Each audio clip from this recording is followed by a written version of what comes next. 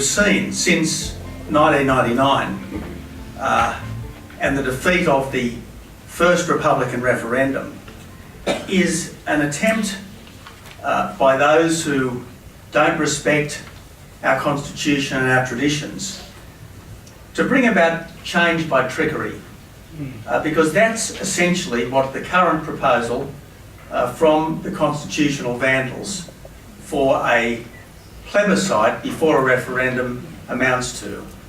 It is change by trickery.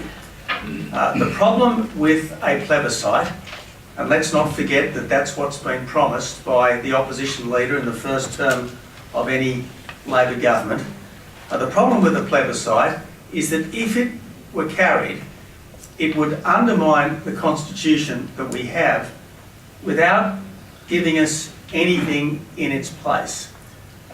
And the reason why they are proceeding down this path is because the Republicans themselves are completely divided on exactly what kind of a republic they want. They can't decide whether it's a so-called minimalist republic or a maximalist republic. They can't decide on exactly what powers the President would have. They can't decide whether the President should be elected by the people, chosen by the Prime Minister, or appointed by a two-thirds majority of the Parliament.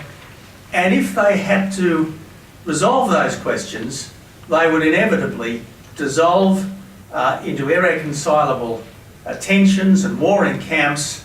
They would much rather have us focus on this simple idea: do you want a resident for president, if you like?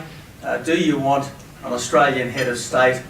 Do you want to embrace this warm fuzzy idea? But what they present as a warm fuzzy idea is constitutional vandalism of the first order.